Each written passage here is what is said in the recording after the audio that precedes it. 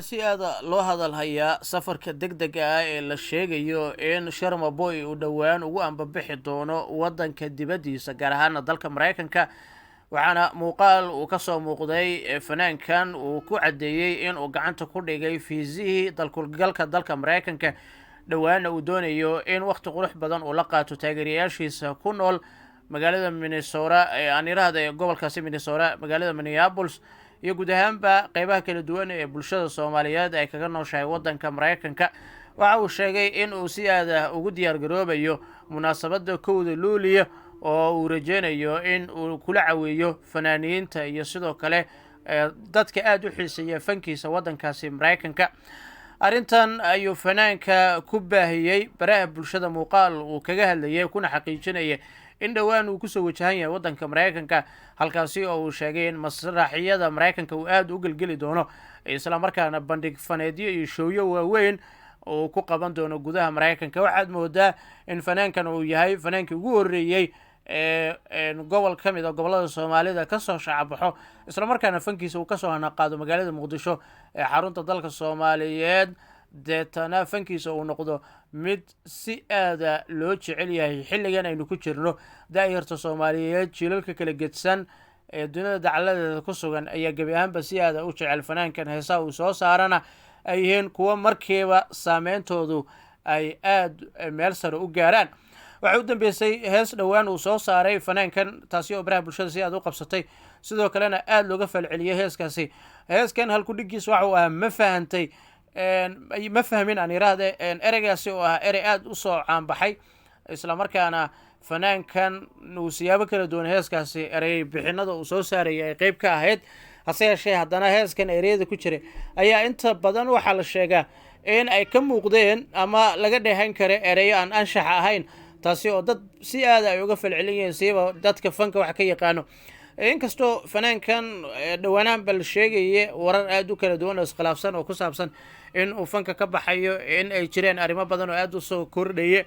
dhawaan ay ahayd markii Maslax Mideeye uu qaybta community-ga YouTube-kiisa uu soo dhigay qoraal uu si aad uga falcelinaya arrimo dhowr oo uu sheegay in fanaankan la gaarsiiyo heer uu fanki uu soo naco isla markaana uu gabi ahaanba doorbido in fanka uu ka fadhiisto laakiin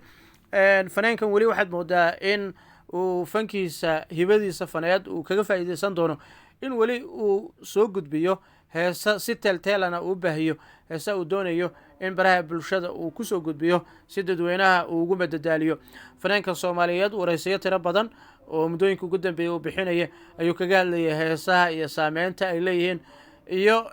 dhalinyarnimada waxyaabaha laga dhaxli karo waxaase uu sheegay inuusan doonayn inuu ku dheeraado fanka Soomaaliyeed sida uu la socdana fanka uu yahay wax aan markaasi maal weyn aan laga tabcan magac iyo sidoo kale mansab mooye aanu lahayn hanti buuran oo fanka laga dhaxlo waxaan uu leeyahay heerka aan doonayo inaan ka gaaro marka aan gaaro halka higsigeyga uu yahay waxaan doonayaa in gabi ahaan baan isaga baxo fankaasi laakiin arintan ku saabsan fiisaha Mareykanka iyo boqoshada halkaasi Mareykanka uu ku gaari doono ayaa mid fanaankan Soomaaliyeed uu doonayo in uu imika kaga faa'iideysto kuna xoojiyo taageerada uu ku leeyahay wadanka Mareykanka ama dunida qaybaheeda kala duwan isagoo doonayo in uu hibadiisa faneed iyo heerka uu doonayo inuu fanka ka gaaro uu uga faa'iideysto fanaankan waxaan ognahay markii uu soo bilaabay fanka Soomaaliyeed in uu ahaa mid si aad loo dhayalsan jiray siiba tayadiisa faneed iyo sidoo kale wax soo saarkiisa hibada uu alla u dhaliyay oo inta badan dad badan ay la fajaceen markii uu isagu mar qura soo saaray heeso tiro badan kuwaasi oo erey aad u tiro badan oo dhalinyarada inta badanna ay aad u soo jiitaan laga dhaxlay hadaba fanaanka Soomaaliyeed alfanaan Sharmaaka Cabdinaasir Sharma Boy ayaa arintan waxay uga dhigan tahay inuu noqday fanaan isaga magaalada Muqdisho ka soo hana qaaday isla markaana fankiisa uu noqday in uu gaaro meelo waaweyn waxaanu ognahay in fanaankan ay heeso kala gedsan la soo qaadeen ama heesiisa ay ku weheliyaan qaar ka mid ah fanaaniinta waaweyn sida fanaanka Soomaaliyeed weyn Kaynaan wadanka Canada ku nool isla markaana ka mid ah fanaaniinta dunida sida aadka uga caan baxay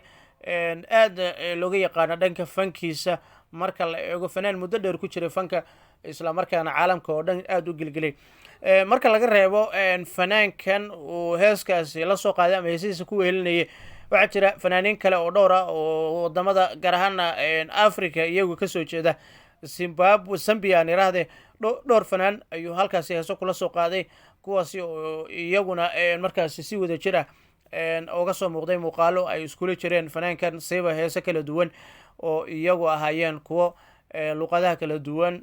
markaasi aad ugu dhex jiray, heesahaasina inta badan ay noqdeen kuwo saameyn leh.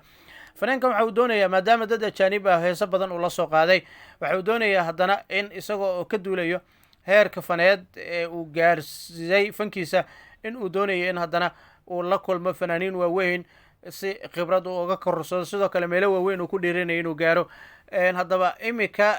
tegitaankiisa Maraykanka waxay uga dhigan tahay, ayaad moodaa in ay tahay in uu noqonayo fanaan markaasi guul ka gaarayo fankiisa, isla markaana ka miro dhalinayo meel sarena uu doonayo in fanka uu ka gaaro.